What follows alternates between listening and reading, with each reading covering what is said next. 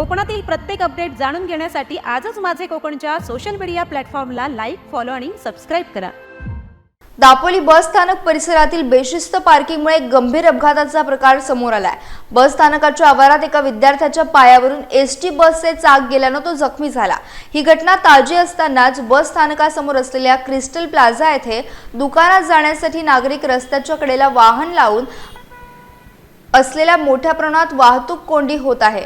खेडच्या बाजूने येणाऱ्या ST bus चालकांना बस स्थानकात प्रवेश करताना मोठ्या अडचणींना सामोरे जावे लागत असून अपघाताचा धोका वाढत असल्याची तक्रार सामाजिक कार्यकर्ते स्वरूप महाजन यांनी केली होती। या समस्येकडे लक्ष वेधण्यासाठी त्यांनी उपोषणाचा इशाराही दिला होता।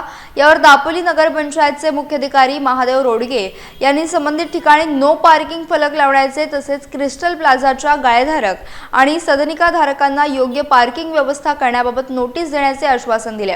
आता नगरपंचायत प्रशासन प्रत्यक्ष कारवाई कधी करते याकडे सर्वांचं लक्ष लागले आहे। दिनांक 13 जानेवारीला जो एस टी स्टँडमध्ये एका कॉलेजच्या मुलाचा ॲक्सिडेंट झाला, ज्याच्या पायावरून एस टी गेली। आजही तो मुलगा दवाखान्यामध्ये ॲडमिट आहे।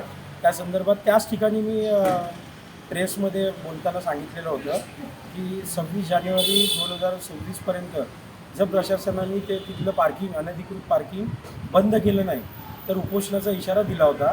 त्यानुसार आज मी या ठिकाणी मुख्याधिकारी दापोली यांना ज्यावेळेस भेटलो त्यांनी मला लेखी आश्वासन दिलेलं आहे की 24 तासाच्या आत त्या ठिकाणी नो पार्किंग झोन म्हणून आम्ही उद्या बोर्ड लावतो। तसेच पुढील 10 दिवसात राणी कॉम्प्लेक्स आणि क्रिस्टल प्लाझा ह्या ज्या दोन इमारती आहेत बस स्टँडच्या समोरच्या, या दोन्ही इमारतींना त्यांनी पत्रव्यवहार केलेला आहे आणि पुढील 10 दिवसाच्या आत त्यांचं पार्किंग त्यांच्याकडे येणाऱ्या ग्राहकांना किंवा त्यांच्या गाळेधारकांना उपलब्ध करून द्यावं असं त्यांनी मला लेखी पत्रात दिलेलं आहे। आणि तिसरा मुद्दा असा आहे की त्या ठिकाणी नो पार्किंग झोन झाल्यानंतर पोलीस प्रशासन असेल किंवा दापोली नगरपंचायत असेल तिथलं जे संपूर्ण पार्किंग बंद करण्याच्या दृष्टीने आज मला त्यांनी आश्वासन दिलं आहे। त्यामुळे 10 फेब्रुवारीपर्यंत मी माझं उपोषण स्थगित करत आहे।